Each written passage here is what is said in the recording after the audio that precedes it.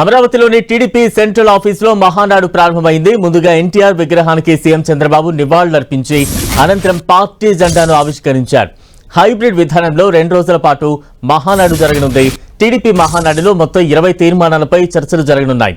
స్త్రీ శక్తి థీమ్తో టీడీపీ మహానాడు నిర్వహిస్తున్నారు.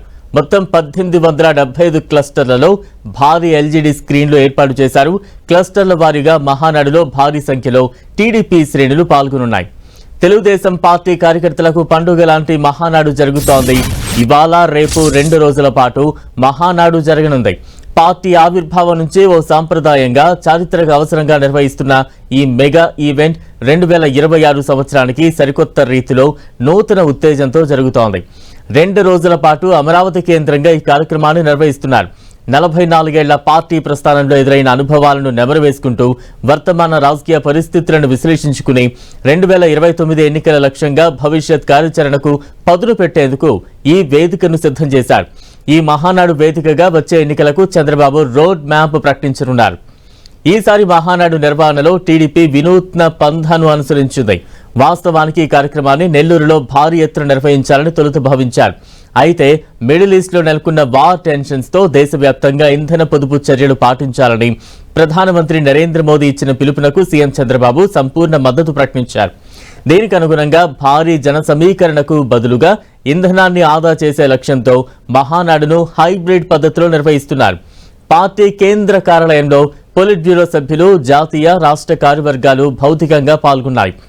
మంత్రులు, ఎమ్మెల్యేలు, ఇతర ముఖ్య నేతలు, కార్యకర్తలు రాష్ట్ర వ్యాప్తంగా 1875 క్లస్టర్ల నుంచి వర్చువల్ గా పాల్పంచుకుంటున్నారు.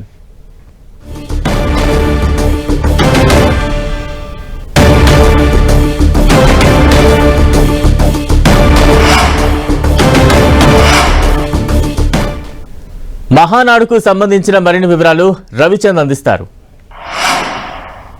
కేంద్ర మంత్రి రామ్మోహన్ నాయుడు మనతో ఉన్నారు. రామ్మోహన్ నాయుడు గారు, సుదీర్ఘకాలంగా అంటే టీడీపీ పెట్టినప్పటి నుంచి కూడా ప్రతి మహానాడికి మీ కుటుంబం అయితే హాజరవుతుంది. ఆనాడు నాన్నగారు హాజరయ్యారు, ఈ రోజు బాబాయ్ గారు, తర్వాత మీరు కూడా. ఎట్లా అనిపిస్తుంది దీంట్లో ఈ భాగం అవటం? ఇది ఎప్పుడు కూడా మా కుటుంబ పండుగలాగే. కుటుంబం అని అంటే కేవలం ఎర్రనాయుడు గారు, అచ్చెన్నాయుడు గారు, లేకపోతే నేననే కాదు, మా పసుపు కుటుంబం అంతా కూడా, ప్రతి ఒక్కరు కూడా మా కుటుంబమే. ప్రతి సంవత్సరం కూడా ఎంతో ఆసక్తిగా ఎదురు చూసేటటువంటి మన పండుగ, మన మహానాడు పండుగ. అటువంటి పండుగలో పాల్గొనడం, ఈ 2 రోజులు కూడా ఒక పండగ వాతావరణంలో ఇది ముందుకు కొనసాగడం అనేది మేము ఎప్పుడు కూడా ఒక మెమరబుల్ మూమెంట్ గా, మాకు ఎనర్జీ ఇచ్చే మూమెంట్ గా మేము భావిస్తాం. అంటే మీరు ముఖ్యంగా రాజకీయ తీర్మానం టీడీపీలో చాలా ప్రాధాన్యత ఉంటుంది. ఆ రాజకీయ తీర్మానం మీరే ప్రవేశపెట్టబోతున్నారు. ఎటువంటి అంశాలు దాంట్లో ఉండబోతున్నాయి?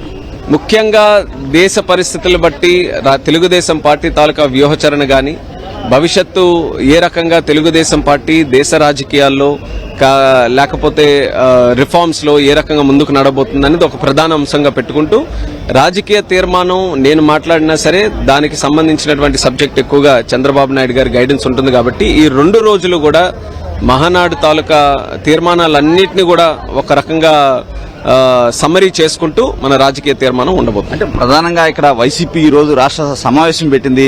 2 సంవత్సరాల వైఫల్యాలపై కార్యాచరణ సిద్ధం చేస్తున్నామని చెప్తున్నారు. ఎట్లా చూస్తారు దీన్ని? డైవర్షన్ పాలిటిక్స్ చేయడం వాళ్ళకి కొత్త ఏమీ కాదు. ఎప్పుడు కూడా ఒక మంచి కార్యక్రమం చేస్తున్నప్పుడు దిష్టి బొమ్మలా ఏదో ఒకటి వేరేగా చేయడం వాళ్ళకి అలవాటు అయినటువంటిదే. ఈ రోజు ఇంత గ్రాండ్ గా మహానాడు మనం చేస్తున్నాం, గిన్నె స్థాయిలో చేయాలన్న ఆలోచనతో చేస్తున్నాం. కాబట్టి ఎక్కడో దిష్టి చొక్క ఉండాలి, కాబట్టి వాళ్ళ కార్యక్రమం దిష్టి చొక్కగా భావించవచ్చు. ఓకే, అయితే రామ్మోహన్ నాయుడు చాలా స్పష్టంగా చెప్తున్నారు, కావాలని వైసీపీ కౌంటర్ కార్యక్రమాలు చేస్తుంది.